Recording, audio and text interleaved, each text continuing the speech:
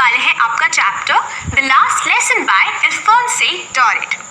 अल्फोंसे डॉरेट एक French novelist और उसके साथ साथ एक शॉर्ट स्टोरी राइटर रह चुके हैं एंड उन्हीं की short story the last lesson आज हम करेंगे। अब इस स्टोरी के बैकग्राउंड की अगर मैं बात करूं तो ये उन दिनों में सेट है जब फ्रांस और प्रशिया का वॉर चल रहा था एंड फ्रांस इस वॉर में हार गया था, प्रशिया जीत गई थी। तो उस टाइम पे जो प्रशिया था वो बना था मिलके जर्मनी, पार्ट्स ऑफ ऑस्ट्रिया और पोलैंड से।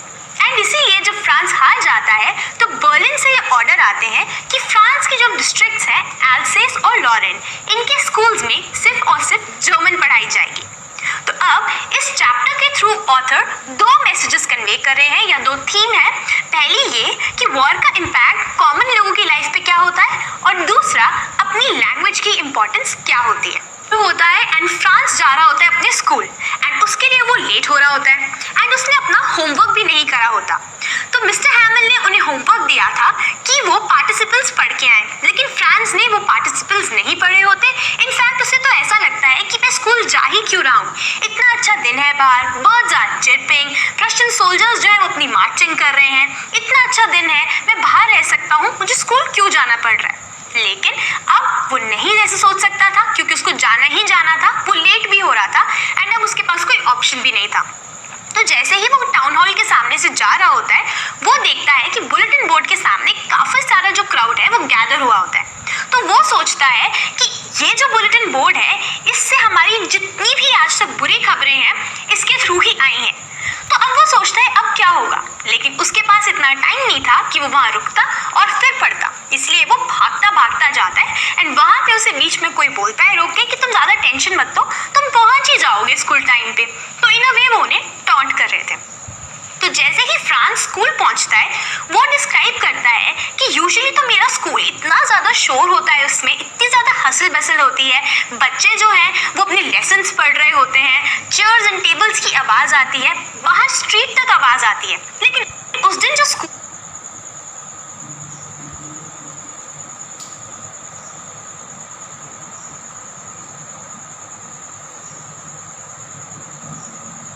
था एक संडे मॉर्निंग की तरह लग रहा था, काफी अनयूजुअल लग रहा था एंड इसी शोर में वो इसका फायदा उठाता था कि वो क्लास के अंदर जाए चाहे वो लेट भी हो जाए ताकि उसे कोई नोटिस ना करे। लेकिन उस दिन जैसे ही वो स्कूल गया उसने विंडो के थ्रू देखा सारे के सारे बच्चे अपनी सीट पे ऑलरेडी बैठे हुए हैं, क्लास काफी शांत लग रही है एंड मिस्टर हैमिल अपनी आंख के अंदर एक आयरन रूलर लेकर इधर उधर घूम रहे हैं। तो अब फ्रांस को लगता है कि आज तो मुझे डांट पड़ेगी ही पड़ेगी, क्यों? क्योंकि मैं लेट आ ही रहा हूँ और ऊपर से मुझे सब नोटिस भी करेंगे। तो जैसे तैसे वो क्लास के अंदर जाता है एंड मिस्टर हैमिल उसको देख के कहते हैं, अरे फ्रांस, अच्छा हुआ तुम आ गए क्योंकि हम तुम्हारे बिना ही शुरू करने वाले थे। अब फटाफट से फ्रांस जाता है अपनी सीट पे और जाके बैठ जाता है।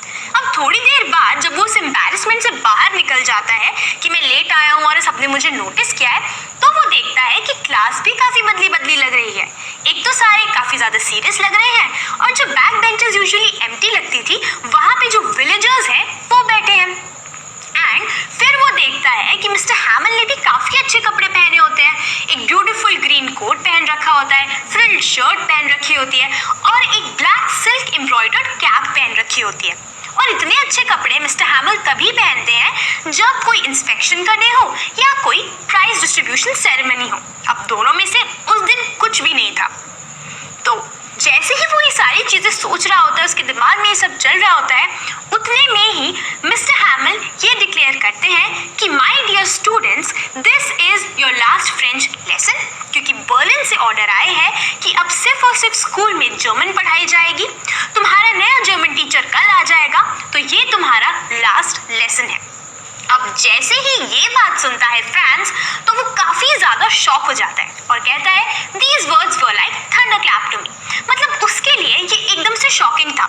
अभी तक तो उसको अपनी लैंग्वेज आती भी नहीं थी, अभी तक तो उसको ऐसा लग रहा था कि ये बुक्स और ये बोझा जो वो बैग उठा के लेकर जा रहा है स्कूल, वो सब कितना ज्यादा न्यूसेंस है, कितना ज्यादा बकवास है एंड अब उसको ये सारी चीजें नहीं पढ़नी पड़ेंगी।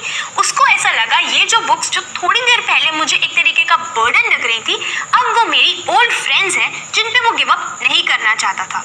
तो ये बात सुन के फ्रांस काफी ज्यादा गिल्टी हुआ एंड अब वो सारी चीजों को लिंक करने लग गया कि क्यों हर एक चीज आज काफी अनयूजुअल लग रही थी।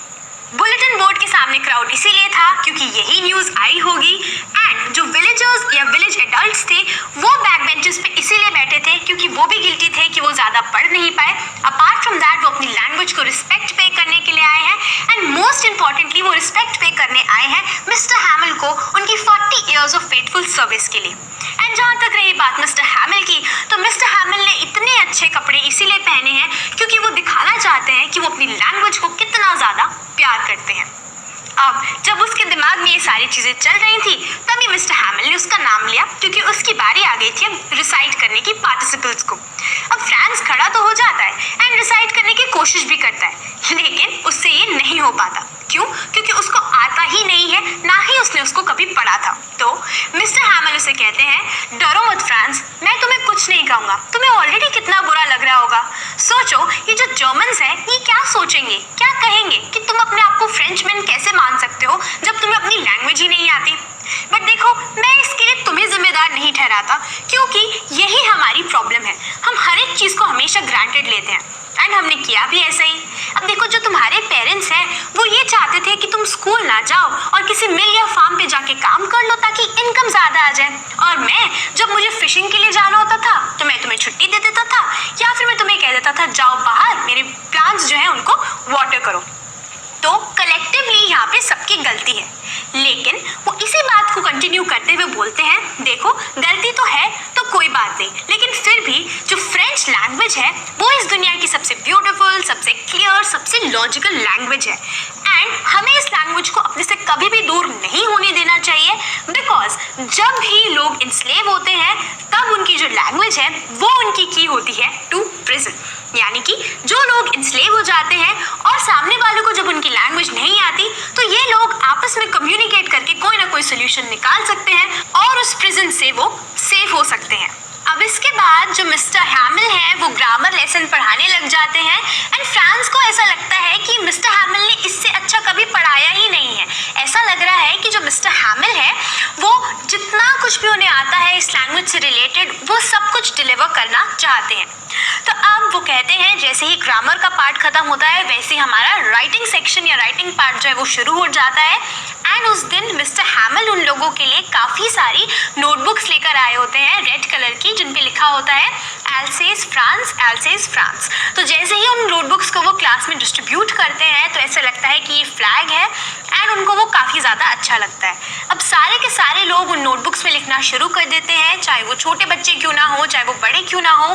क्लास में इतनी डेडिकेशन नज़र आती है, इतनी साइलेंस होती है क्लास में, पेन ड्रॉप साइलेंट होती है पूरी की पूरी क्लास, जो आवाज़ आती है वो सिर्फ आती है पेन की स्क्रैचिंग की। एंड उसी बीच में फ्रांस नोटिस करता है कि रूफटॉप पे pigeons they are cooing, and तब उसको लगता है कि क्या ये जर्मन लोग इनसे भी जर्मन में ही गाना गवाएंगे, that means will they make them sing in German. तो यहाँ पे ये जो पिजन्स हैं ये रिप्रेजेंट कर रहे हैं या ये सिंबल है फ्रीडम का, वो फ्रीडम अब जो लॉरेन और एल्सेस के लोगों के पास नहीं रही। क्यों? क्योंकि उनकी जो लैंग्वेज है वो उनसे छीन ली जा रही है, अब उस लैंग्वेज का यूज़ वो नहीं कर सकते हैं, एंड सेम चीज़ कोई कभी एनिमल्स या बर्ड के साथ नहीं कर सकता। तो इसके बाद फ्रांस जो है मिस्टर हैमिल को नोटिस करता है और उसको इस बात का रियलाइजेशन होता है कि मिस्टर हैमिल को भी कितना ही ज़्यादा बुरा लग रहा होगा, मिस्टर हैमिल भी कितने ज़्यादा परेशान होंगे। ये जगह, ये स्कूल जो उन्होंने बना रखा था ये उनके लिए कितना इंपॉर्टेंस का था। बाहर उनका जो गार्डन था, हॉपवाइन्स थी, वो थोड़ी बड़ी हो गई हैं, वॉलनट ट्री है वो भी टॉलर हो गए हैं, एंड यहाँ पे जो सिर्फ बेंचेस हैं वो ज़्यादा स्मूथ हो गए हैं, बाकी सारी चीज़ें यहाँ पे वैसी की वैसी ही हैं। एंड अब इनकी सिस्टर जब सारा सामान पैक कर रही होती है ऑन द अबव फ्लोर तो वो सारी आवाज़ आती है, एंड मिस्टर हैमिल काफ़ी ज़्यादा परेशान हो जाते हैं क्योंकि उनको यहाँ से छोड़ के जाना होता है। अब ऐसे ही उसके बाद वो सब रीडिंग करने लगते हैं, उनके हिस्ट्री का लेसन की बारी आती है, एंड सब जोर जोर से रीड करने लगते हैं, बच्चे भी बड़े भी, एंड उसमें से जो हॉसर होते हैं वो भी साथ में जोर जोर से रिसाइट करने लगते हैं। एंड क्योंकि वो इतने ज़्यादा ओवरवेल्म्ड होते हैं उनकी जो आवाज़ है वो ब्रेक कर जाती है, एंड वो इस तरीके से ब्रेक करती है, इस तरीके से फ़नी साउंड करती है कि एक तरफ तो वो सबका मन करता है कि वो हंसे उनकी आवाज़ को सुन के, और दूसरी तरफ वो सब रोना भी चाहते हैं। तो ऐसा लग रहा था उस टाइम पे जो क्लास है वो गिल्टी भी थी कि उन सब ने अपनी लैंग्वेज को इतना कभी भी इम्पोर्टेंस नहीं दी, हमेशा ग्रांटेड लिया। और दूसरी तरफ जिस तरीके से, जिस डेडिकेशन से वो पढ़ रहे थे, रिसाइट कर रहे थे, उनको देख के उनको हंसी भी आ रही थी और उनको अच्छा भी लग रहा था। तो ऐसे बताता है फ्रांस की ये था उसका लास्ट लेसन था फ्रेंच का। एंड अब चर्च क्लॉक जो है इट स्ट्राइक्स 12, अब 12 बज जाते हैं एंड क्लास के डिसमिस होने का, खत्म होने का टाइम आ जाता है। तो मिस्टर हैमिल कुछ बोलने की कोशिश करते हैं लेकिन उनसे बोला नहीं जाता, वो कंप्लीट नहीं कर पाते अपना सेंटेंस। एंड फिर वो चुपचाप ब्लैक बोर्ड की तरफ मुड़ते हैं और उस पर लिखते हैं विव द फ्रांस, जिसका मतलब है लॉन्ग लिव फ्रांस। और वो सिर्फ इतना ही बोलते हैं, वापस टर्न करते हैं पूरी क्लास की तरफ और एक जेस्चर करते हैं ऐसे करके, जिसका मतलब ये होता है कि अब क्लास खत्म हो गई है, आप जा सकते हो, इट्स टाइम टू गो।